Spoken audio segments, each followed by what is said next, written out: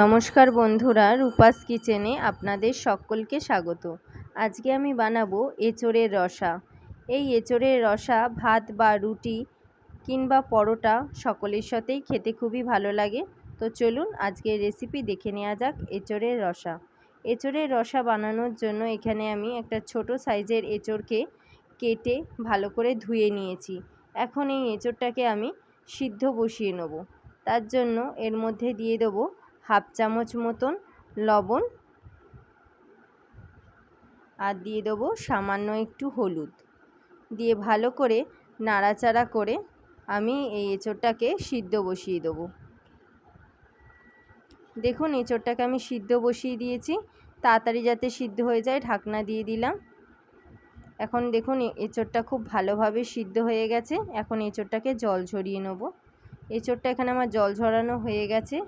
এখন আমি গ্যাসে একটা কড়াই বসিয়ে দিয়েছি। এর মধ্যে নিয়ে নেব 2 টেবিল স্পুন সর্ষের তেল। তেলটাকে খুব ভালোভাবে গরম করে নিতে হবে। তেলটা ভালো করে গরম হয়ে গেলে এখানে আমি ছোট ছোট আলু কেটে রেখেছি বেশ কয়েকটা, এটাকে আমি লাল করে ভাজা করে নেব।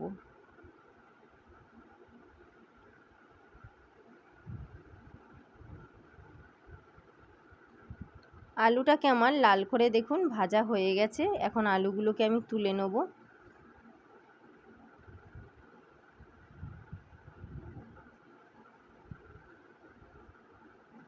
দেখুন এখানে আমার আলুগুলো ভাজা হয়ে গেছে। এখন এই তেলটার মধ্যেই আমি সামান্য একটু চিনি দিয়ে দিলাম যাতে কালারটা খুব ভালো আসে। এখন ফোড়নে দিয়ে দেবো 2টো তেজপাতা, 2টো শুকনো লঙ্কা, হাফ চামচ গোটা জিরে আর কিছু গোটা গরম মশলা দিয়ে দিয়েছি। এই ফোড়নটাকে খুব ভালোভাবে ভাজা করে নিতে হবে। ফোড়ন ভাজার ভালো গন্ধ বেরিয়ে গেলে এর মধ্যে আমি দিয়ে দেবো পেঁয়াজ কুচি। এখানে আমি 3টে মিডিয়াম সাইজের পেঁয়াজকে কুচি করে নিয়েছি, এটাকে আমি দিয়ে দিলাম। দিয়ে খুব ভালো করে নাড়াচাড়া করে নিতে হবে। পেঁয়াজটা বেশ ভালো করে লাল করে ভাজা করে নিতে হবে। পেঁয়াজটা দেখুন লাল করে ভাজা হয়ে গেছে। এখন এর মধ্যে আমি দিয়ে দেবো 1 চামচ আদা বাটা আর 1 চামচ রসুন বাটা দিয়ে আবারও ভালো করে নাড়াচাড়া করে কষিয়ে নিতে হবে আদা রসুনের কাঁচা গন্ধটা যতক্ষণ না চলে যায়। দেখুন এখানে আমার ভালো করে কষানো হয়ে গেছে আদা রসুনটা। এখন একটা বড় সাইজের টমেটো আর 4 থেকে 5টা কাঁচা লঙ্কা একসাথে বেটে রেখেছিলাম সেটা দিয়ে দিয়েছি। দিয়ে খুব ভালো করে নাড়াচাড়া করে নিতে হবে যাতে টমেটোর কাঁচা গন্ধটা চলে যায়। দেখুন এখানে আমার ভালো করে টমেটোটাকে কষানো হয়ে গেছে। এখন এর মধ্যে আমি দিয়ে দিলাম হাফ চামচ লবণ, হাফ চামচ হলুদ, 1 চামচ ধনে গুঁড়ো, 2 চামচ জিরে গুঁড়ো আর কালারের জন্য 1 চামচ দিয়েছি কাশ্মীরি রেড চিলি পাউডার দিয়ে ভালো করে নাড়াচাড়া করে মশলাটাকে কষিয়ে নিতে হবে। মশলাটা খুব ভালোভাবে কষানো হয়ে গেছে। এখন এর মধ্যে দিয়ে দেবো ফ্যাটানো দই। এখানে 50 দই আছে। দইটাকে খুব ভালো করে ফেটিয়ে এর মধ্যে দিয়ে দিলাম।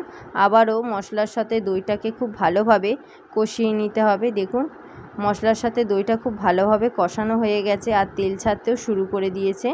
এখন আমি এই মশলার মধ্যে সিদ্ধ করে রাখা এঁচোড়টা দিয়ে দেবো আর দিয়ে দেবো ভেজে রাখা আলুটা দিয়ে একসাথে ভালো করে মশলার সাথে আলু আর এঁচোড়টাকে কষিয়ে নিতে হবে বেশ কিছুক্ষণ সময় ধরে।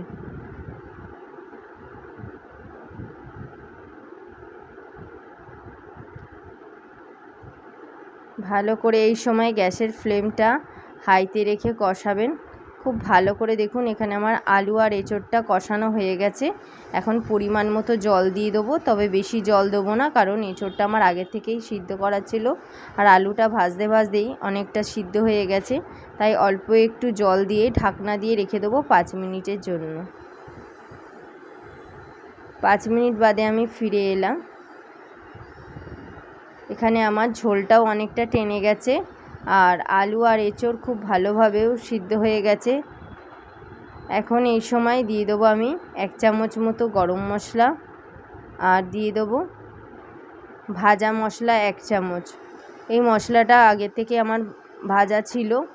ধনে, জিরে, মৌরি আর শুকনো লঙ্কাকে ভালো করে ভেজে এই মশলাটা করে রেখেছিলাম, এটা দিয়ে দিলাম আর দিয়ে দেবো 1 চামচ ঘি দিয়ে খুব ভালো করে নাড়াচাড়া করে নিতে হবে। নাড়াচাড়া করে এই সময় নুন মিষ্টিটা একটু ভালো করে দেখে আপনারা এঁচোড়টা নামিয়ে নেবেন। এখানে আমার এঁচোড়ের রসা একেবারে রেডি। এই রকম এঁচোড়ের রসা বাড়িতে অবশ্যই একবার ট্রাই করে দেখবেন, আশা করছি খুব ভালো লাগবে।